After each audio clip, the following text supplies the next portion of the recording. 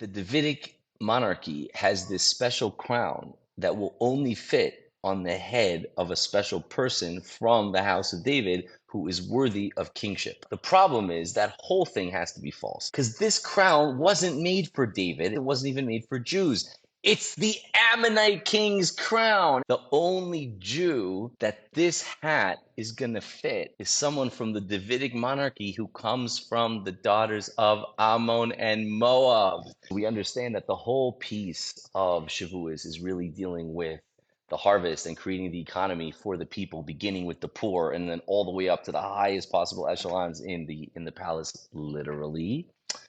And now let's take a look at David HaMelech because I think there's something super, super cool that happens. So it says in the Navi like this. This is Shmuel Beis. So in Shmuel Beis, David attacks Ammon. He attacks the nation of Ammon, and he captures Rabbah, which was their capital city.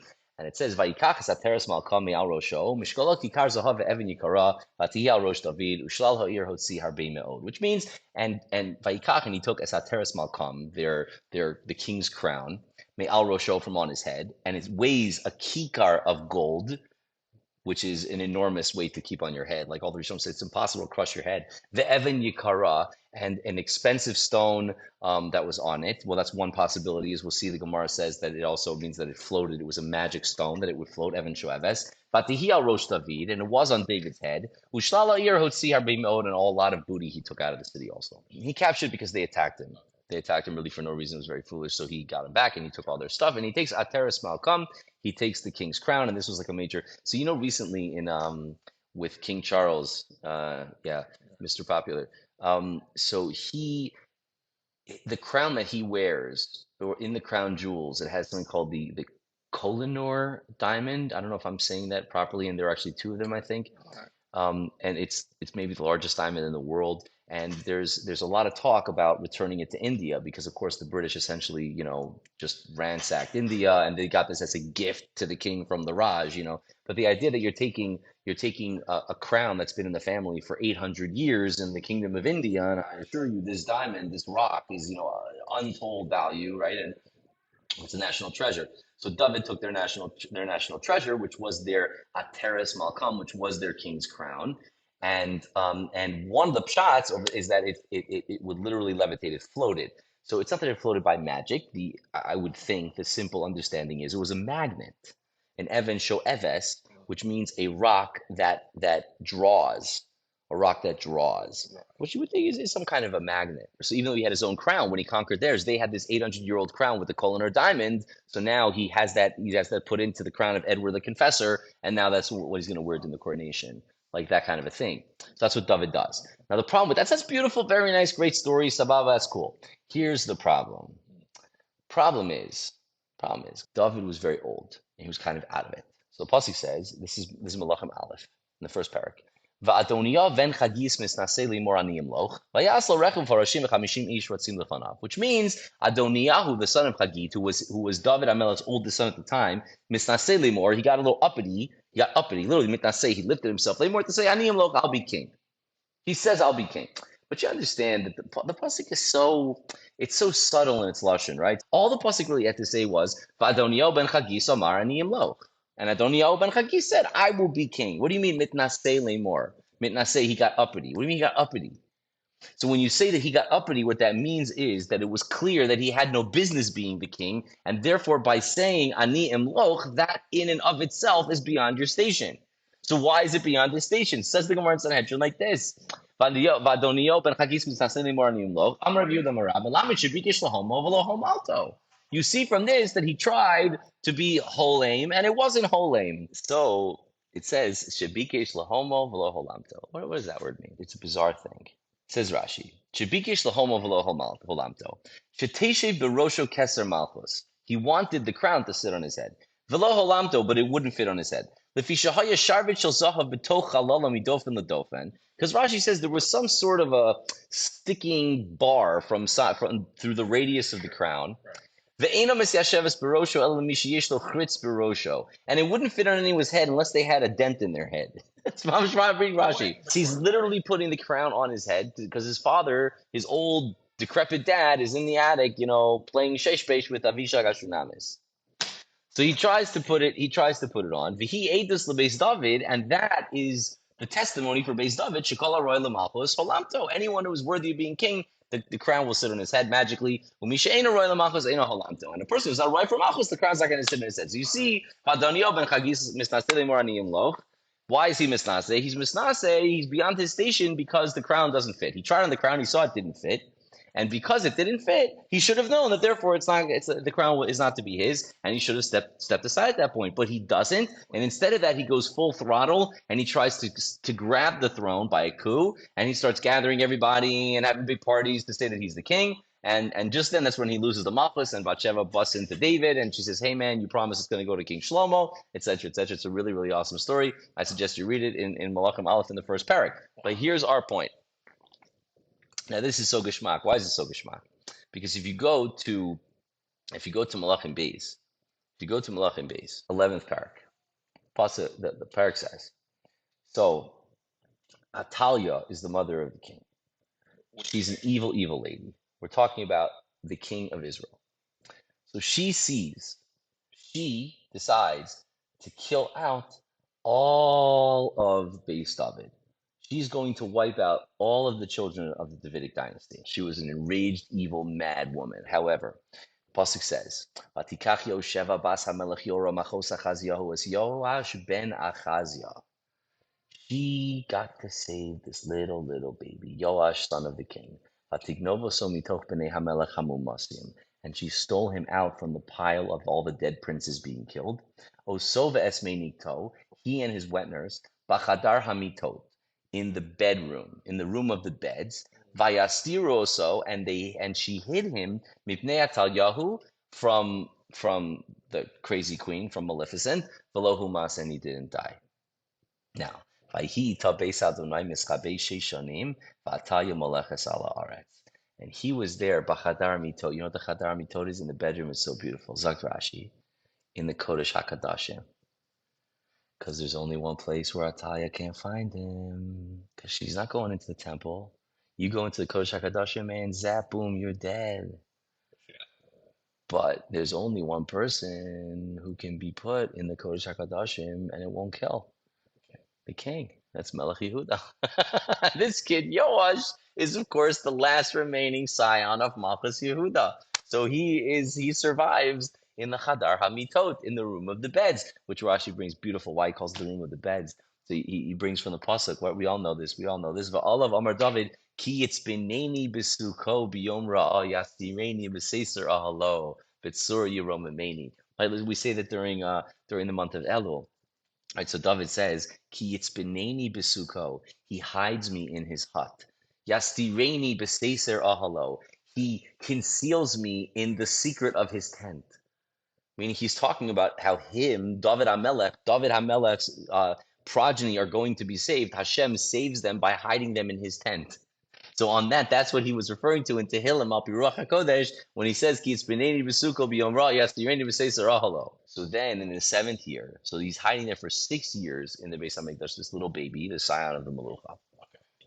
And finally, it's time to come out, and they get all the musketeers together, and they bring the kid out, and they have a coup, and they overthrow Atalia, and they kill her, and everything is fantastic. And now we can do a beautiful restoration, and we could, bring back Malchus Beis David, and here's Yoash, and he's the final one. And I'll tell you what the problem is. Nobody's seen this kid in 7 years. Who says he's the king? You just produced a child and said this is the last remaining kid of the Davidic dynasty. You're like, no, he's not. The Davidic dynasty is all dead. No one is left in the Davidic dynasty. This is some orphan child that you're going to pose and put on the Davidic throne and say, oh, very good. So there's only one way to know. So listen to what the pasuk says. Gorgeous. The pasuk says like this.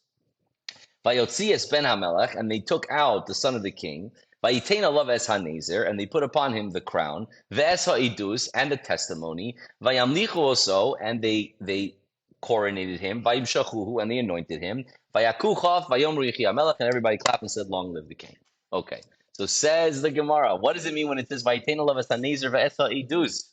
That they gave him the crown and the eidos. What's the eidos? It says talking Yerushalmi in Sanhedrin. The crown is the eidos. because the pasuk says, "Yeah, hanezer hu ha'edus." The crown is the edus. Shekol ha'roy l'malchus holamto. Because anyone who could wear it, that guy's roy l'malchus. V'she'ena roy l'malchus ena holamto. And if you're not roy l'malchus, the crown is not going to support your head, which we saw by this guy's great great uncle Adoniyahu, who years before tried to put on head. He died. So now let me ask you a very very simple question, right? Super super simple question. So we know that King Charles removes the beautiful diamond from the crown of the Indian Raj. Yeah, he did. He sure did. He sure did. Right? All those crown jewels, man, they came from somewhere. I don't think they mined them in London. It was the Indian crown jewels, and they stole it. Right? Just like so. Again, there are movements now to try to get people to return it. They want to return the Elgin marbles. I don't know if I'm saying it's Elgin, whatever. They got pieces of the Parthenon in the Museum of London, right? You're talking about the sacking of capital cities for hundreds of years in the name of the king. Anyway, fine. So like this. Here's the problem. Here's the problem. The Gemara is spinning a whole tale. The Gemara is spinning a whole tale about how the Davidic monarchy has this special crown that will only fit on the head of a special person from the house of David who is worthy of kingship. The problem is that whole thing has to be false because this crown wasn't made for David, and in fact, it wasn't even made for Jews. It's the Ammonite king's crown, and it fit him. The fact is, it says, Vatihi al Rosh David. If the purpose of the pasuk was to say that he took their wealth and put it in his coffers, then you would just say, "Vayikach esateres malkami al rosho mishkala kikar zahav yikara." When you say "Vatihi al rosh David," that means it became the crown of the Davidic. It became the chair of Edward the Confessor. So that's the crown we're talking about later. That becomes the edus. But how could it be the edus when you got it from Ammon? And the answer, of course, is so simple. Not obvious, but so simple and so elegant and so gorgeous. Mwah, unbelievable. Because of course we know that there's something very unique about David. And the reason that Boaz ends up marrying Ruth, Boaz has an older brother whose name is Tov, but Tov doesn't want to marry Ruth. Why doesn't Tov want to marry Ruth? Because Ruth is from Moab. And we know the Pasuk says, Lo yavo Ammoni Moavi b'kal Hashem. So the answer, of course, as to why Boaz doesn't have a problem marrying Ruth is because we know that Kach Mikublani Vezdino Shmuel Haramasi. We know that when the Torah says that an Ammonite and a Moabite cannot enter the congregation of the Jewish people, it means Ammoni velo Ammonit, Moavi velo Moavit. An Ammonite and a Moabite may not marry into the Jewish people, but an Ammonitess and a Moabitess can. But the older brother of Boaz didn't want to mess with it. It's not that he misunderstood. There was a lot of xenophobia and a lot of people saying this and that. We're not going to take your your kids won't get shidduchim. They won't be able to go to the yeshiva. You're not going to get shlishi in the shul. That's not what he says. Lo uchal ashchisis not pen ashchisis not plasi. Lo uchal ligoli pen ashchisis not plasi. Gol ata gol lecha ata skulasi lo uchalu gol. It's a very strange pasuk. Like you see him stammering because he knows he should do it but can't do it because of political reasons. So he literally starts stammering. So, but now we already understand what the answer is. Because Boaz knows the halacha and he's strong. Boaz, he has azus. So he can marry Rus because he knows that it's the proper thing to do. But now let's get this. It's unbelievable because we know, of course, that Rus is a Moabite. She's a Moabite. She comes from the royal house of Moab. She's a daughter or granddaughter of Eglon, the king of Moab. Now, of course, we know that Moab and Ammon, there it is, bing! Ammon and Moab, of course, are both from the Benos Lot, who come out of Sidon, which was one of the first Yibums that happened in this crazy family of the Davidic monarchy. And then finally, after you had the crazy Yibum with Lot and his daughters, you get the crazy Yibum between Yehuda and Tamar, which results in Peretz, which is the end of the end of the Megillah of Rus. So therefore, the only Jew that this hat is going to fit is someone from the Davidic monarchy who comes from the daughters of Ammon and Moab. And therefore, only the Davidic kings can wear it, and the king of Israel would never be able to wear it because he doesn't have any of the Ammonite and Moabite royal blood in him. But the Davidic line does because David comes from Rus and Shlomo marries Naamah Ha'amonist, and therefore they reintegrate the daughters of Lot that we needed from all those years before when HaKadosh Baruch Hu only saved Lot for that reason. HaKadosh Baruch Hu says, I have to save Lot from Sodom. Why do I have to save Lot from Sodom? Says the Gemara, Shtei Prados Tovos Yesh. What do you mean? I got these two girls. I got to get out of there. I need these girls. And that's why The pasuk says, "It's so beautiful." So the pasuk says, "Vatashav Naami virus hamoaviyah hashtava mistei Moab." You're telling me the pasuk is saying that Rus, the Moabitess, is returning from the fields of Moab? Excuse me, you can't return to a place you've never been. She had never been there before. She just showed up with her mother-in-law the day before.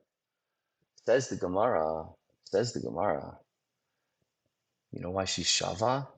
Because Hashem's been waiting 1,000 years to return her from the fields of Moab. And that says the Gemara, when that Malach, when the angel says to Lot, Shtei v'nosecha hanimtzaot, the two girls that are nimsa, that are to be found, because the rest of Lot's family dies in Sodom, but there are two who are nimtzaot.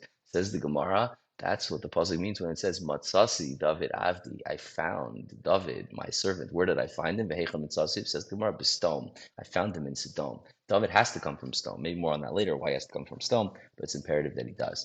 So you see that this crown, which becomes the proof for the undying genealogy of Malchus Beis David, is only because he descends from Rus and Naamah, from the Moabites and the Ammonites, and that's why it becomes a raya for the house of David, and it reconnects their entire dynasty for Malchus Mashiach. So to do the recap, when we talk about, we know that David HaMelech died on Shavuos, and there's all these sorts of really beautiful ramazim connecting David HaMelech with Shavuos, but you understand that the whole purpose, again, of the king is to feed the people in the economy.